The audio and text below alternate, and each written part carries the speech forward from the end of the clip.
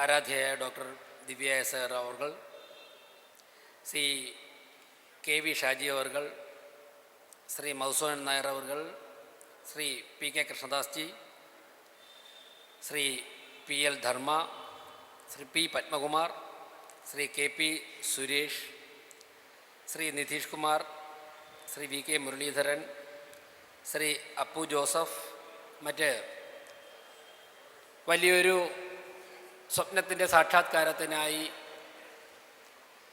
ഈ ശിവഗിരി കുന്നുകളിലേക്ക് എത്തിയിരിക്കുന്ന എൻ്റെ ആരാധ്യരായ ഗുരുജനങ്ങളെ, തീർത്ഥാടകരെ, സുഹൃത്തുക്കളെ, എല്ലാവർക്കും നമസ്കാരം. ഗുരുദേവ ദർശനങ്ങൾ ഒരിക്കൽ കൂടി ഓർമ്മിച്ചുകൊണ്ട് വ്രതശുദ്ധിയോടെ ഈ നാളുകൾ കടന്നു പോകുമ്പോഴേക്കും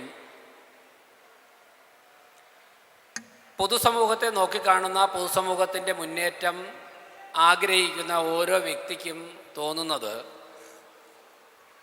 ഓരോ തീർത്ഥാടന ദിനത്തിലും തോന്നുന്നത്, ഇന്നത്തെ പശ്ചാത്തലം മനസ്സിൽ കണ്ടുകൊണ്ടാണോ, ഇന്നത്തെ ആവശ്യങ്ങൾ മനസ്സിൽ കണ്ടുകൊണ്ടാണോ ഗുരുദേവൻ ഈ ലക്ഷ്യങ്ങൾ വച്ചത്.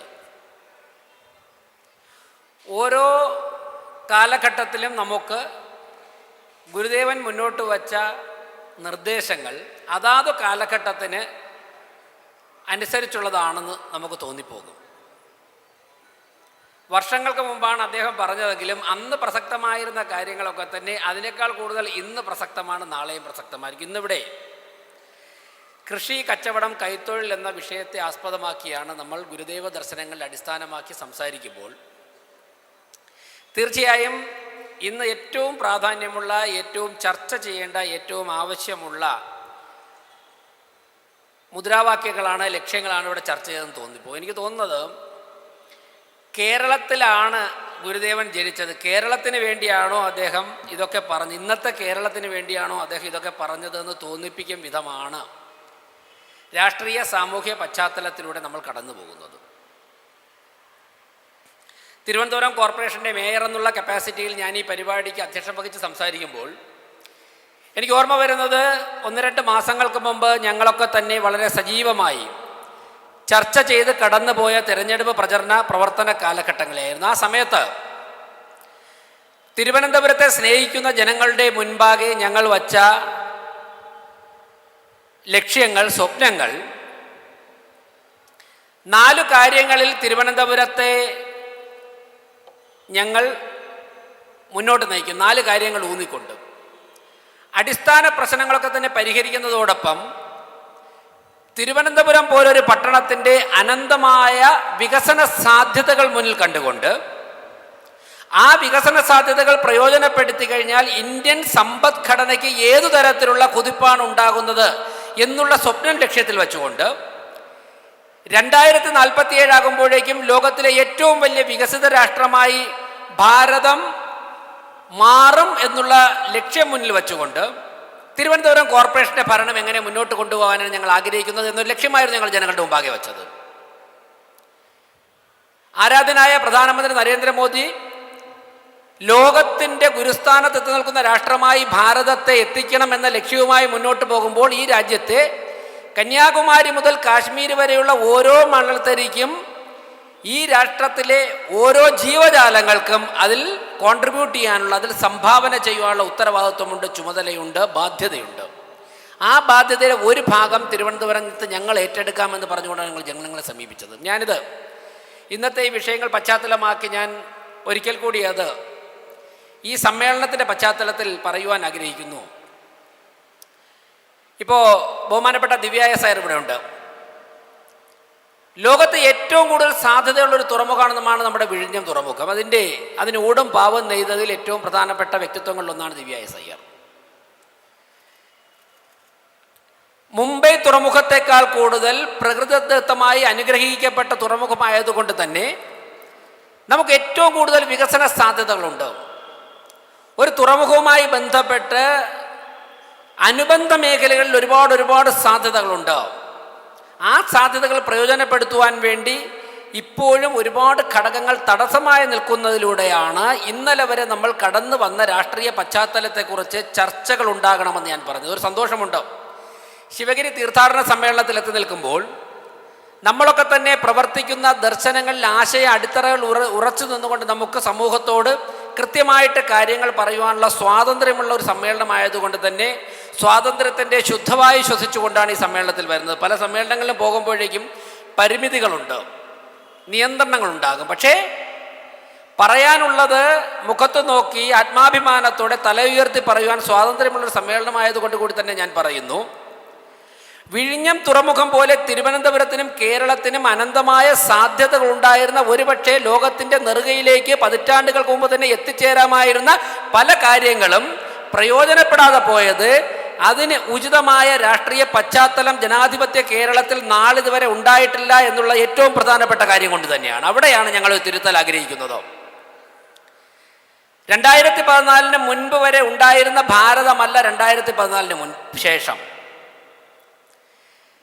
ഞങ്ങൾ അടിസ്ഥാന പശ്ചാത്തലത്തെക്കുറിച്ച് ഞാൻ പറഞ്ഞത്, തിരുവനന്തപുരത്തും കേരളത്തിലും ഇല്ലാത്തത് കൊണ്ട് വിഴിഞ്ഞം തുറമുഖം കേന്ദ്രീകരിച്ചു കൊണ്ടുവരുന്ന പല ബിസിനസ്സുകളും ഒരു 10-20 കിലോമീറ്റർ കൂടി അപ്പുറത്ത് പോയി കഴിഞ്ഞാൽ തമിഴ്നാട്ടിൽ ആരംഭിക്കുന്ന ഒരു സാഹചര്യമുണ്ട്. അതുപോലെ തന്നെയാണ് തിരുവനന്തപുരത്തും ബാംഗ്ലൂരും ഹൈദരാബാദിലുമൊക്കെ തന്നെ IT മേഖല ഒരുമിച്ച് ആരംഭിച്ചതാണ്. ബഹുമാനപ്പെട്ട EK നയനാർ കേരള മുഖ്യമന്ത്രി ആയിരുന്ന സമയത്തൊക്കെയാണ് അതിൻ്റെ ചർച്ചകൾ തുടങ്ങിയത്, ആരംഭിച്ചത് ടെക്നോ പാർക്ക്. ഇന്ന് ബാംഗ്ലൂരും ഹൈദരാബാദും എവിടെ എത്തി നിൽക്കുന്നു, തിരുവനന്തപുരം എവിടെ എത്തി നിൽക്കുന്നു എന്ന് പരിശോധിച്ചു കഴിഞ്ഞാൽ നമുക്കറിയാൻ സാധിക്കും നമ്മൾ കടന്നു വന്ന വഴി നേരായിരുന്നു എന്ന്.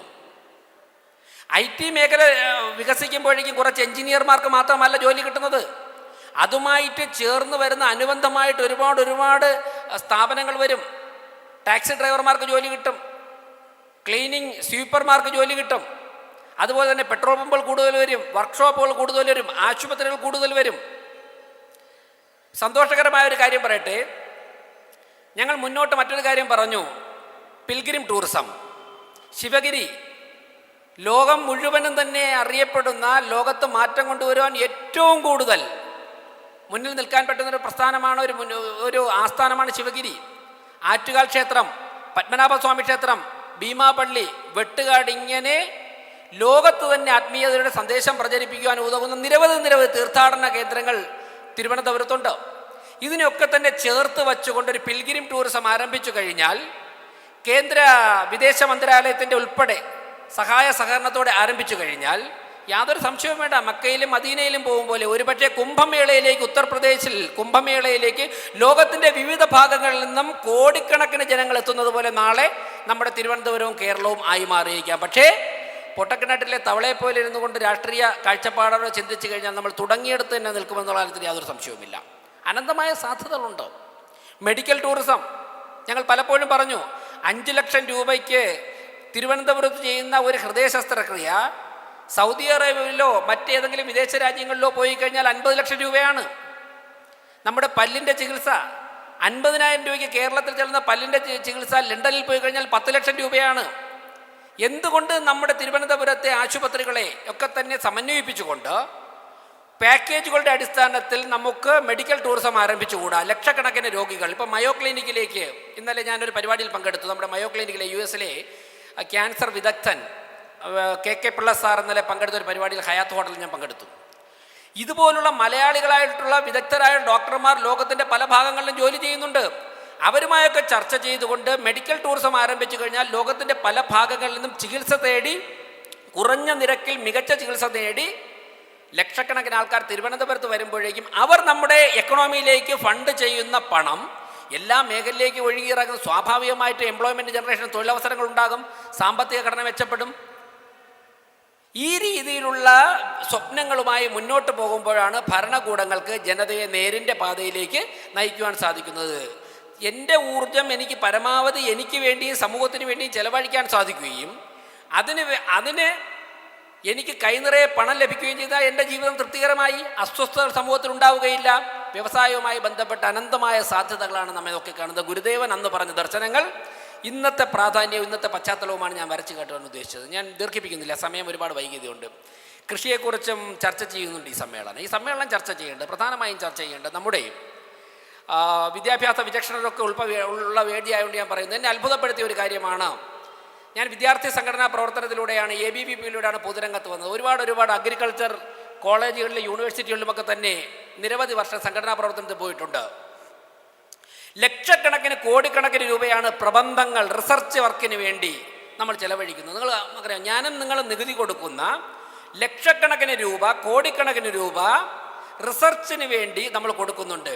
അത് തെറ്റല്ല, ശരിയാണ്, റിസർച്ച് ചെയ്യാൻ വേണ്ടി. പക്ഷേ ഞാൻ ചോദിക്കട്ടെ, എത്ര പ്രബന്ധങ്ങളുടെ റിസർച്ച് ചെയ്ത് കണ്ടെത്തിയ എത്ര പ്രബന്ധങ്ങളുടെ അടിസ്ഥാനത്തിലാണ് ഇവിടുത്തെ വാഴയുടെ അസുഖം വന്നാൽ ചികിത്സിക്കുന്നത്? തെങ്ങിന് അസുഖം വന്നു കഴിഞ്ഞാൽ ചികിത്സ നടത്തുവാനുള്ള ഏതെങ്കിലും ഒരു പ്രബന്ധം വന്നിട്ടുണ്ടോ? അതുപോലെ തന്നെ മത്സ്യങ്ങൾ പിടഞ്ഞു വീണ് മരിക്കുമ്പോൾ അതിന് മരുന്ന് കണ്ടെത്തുവാനുള്ള ചികിത്സ നേടുവാനുള്ള ഏതെങ്കിലും പ്രബന്ധം വന്നിട്ടുണ്ടോ? ഇപ്പോഴും നമ്മൾ റിസർച്ച് നടത്തിക്കൊണ്ടിരിക്കുക. റിസർച്ചുകൾക്ക് വേണ്ടി നമ്മൾ ചെലവഴിക്കുന്ന പണം, ആ പണമൊക്കെ തന്നെ അതിൻ്റെ പേരിൽ വാങ്ങിയിട്ട് രാഷ്ട്രീയ പ്രവർത്തനം നടത്തുവാനുള്ള കേന്ദ്രങ്ങളായിട്ട് കലാശാലകളെയും യൂണിവേഴ്സിറ്റി ക്യാമ്പസുകളെയും ഉപയോഗിക്കുമ്പോഴാണ് കൃഷിയെക്കുറിച്ച് നമ്മൾ വീണ്ടും ചർച്ച ചെയ്യേണ്ടി വരുന്നത്. കാർഷിക മേഖലയിൽ പ്രിയപ്പെട്ടവരെ, ഞാൻ ദീർഘിപ്പിക്കുന്നില്ല. ഇങ്ങനെ പലപ്പോഴും പറയാറുണ്ട്, ശാസ്ത്രജ്ഞൻ റോക്കറ്റ് ഉണ്ടാക്കാം, പക്ഷേ റോക്കറ്റ് ഉണ്ടാക്കണമോ വേണ്ട എന്നും റോക്കറ്റ് വിക്ഷേപിക്കണമോ വേണ്ട എന്നും തീരുമാനിക്കുന്ന രാഷ്ട്രീയക്കാരനാണ്. ജനാധിപത്യത്തിൽ അങ്ങനെയാണ്, ഡെമോക്രസിയിൽ അതാ സെറ്റപ്പ്. പട്ടാളക്കാർ യുദ്ധം ചെയ്യുവാൻ വേണ്ടി തയ്യാറായി നിൽക്കുമ്പോൾ യുദ്ധം ചെയ്യണോ വേണ്ടേ എന്ന് അവസാന തീരുമാനമെടുക്കുന്ന രാഷ്ട്രീയക്കാരനാണ്. ഏറ്റവും മികച്ച വിദ്യാർത്ഥി അവൻ എന്താണ് പഠിക്കേണ്ടതെന്നുള്ള പാഠപുസ്തകത്തിൽ ആ സിലബസിൽ ഫൈനലിൽ സാങ്ഷൻ ചെയ്യുന്ന രാഷ്ട്രീയ നേതാവാണ്. അതാണ് ഡെമോക്രസി. ഡെമോക്രസിയുടെ സൗന്ദര്യവും അപകടവും അതാ. അതുകൊണ്ട് തന്നെ വിശാലമായ കാഴ്ചപ്പാടുള്ള, ലോകം നടക്കുന്നതിന് മുൻപേ നടക്കുവാൻ വേണ്ടി ശേഷിയുള്ള പൊതുപ്രവർത്തകർ, അങ്ങനെയുള്ള ആശയങ്ങൾ, വിജയിച്ച ആശയങ്ങൾ, പരാജയപ്പെട്ട നാട് പുറന്തള്ളിയ ആശയങ്ങളല്ല, മറിച്ച് വിജയിച്ച ആശയങ്ങൾ, നാടിനെ നേരിൻ്റെ പാതയിലേക്ക് നയിക്കേണ്ട ആശയങ്ങൾ സമൂഹത്തിന് നേതൃത്വം കൊടുക്കുമ്പോൾ മാത്രമാണ് ഗുരുദേവ ദർശനങ്ങൾ ഈ ഭൂമിയിൽ, ഈ പ്രപഞ്ചത്തിൽ പ്രാവർത്തികമാക്കുന്നത് എന്നാണ് ഈ സമ്മേളനത്തിൽ ചർച്ച ചെയ്യേണ്ടതെന്നാണ് ഈ അവസരത്തിൽ ഒരിക്കൽ കൂടി എനിക്ക് നിങ്ങളോട് പറയുവാണ്. ഞാൻ ദീർഘിപ്പിക്കുന്നില്ല പ്രിയപ്പെട്ടവരെ. തീർച്ചയായിട്ടും ഏറ്റവും പ്രസക്തമായ കാര്യങ്ങളാണ് ഇന്നിവിടെ ഈ സമ്മേളനത്തിൽ ചർച്ച ചെയ്യുന്നതുകൊണ്ട് എന്നെക്കാൾ പ്രഗത്ഭരമായ വ്യക്തിത്വങ്ങളൊക്കെ തന്നെ ഈ പരിപാടിയിൽ പങ്കെടുക്കുവാനുള്ളതുകൊണ്ട്, സംസാരിക്കുവാനുള്ളതുകൊണ്ട് ഞാനിവിടെ ചുരുക്കുന്നു. നന്ദി, നമസ്കാരം, വന്ദേ മാതരം.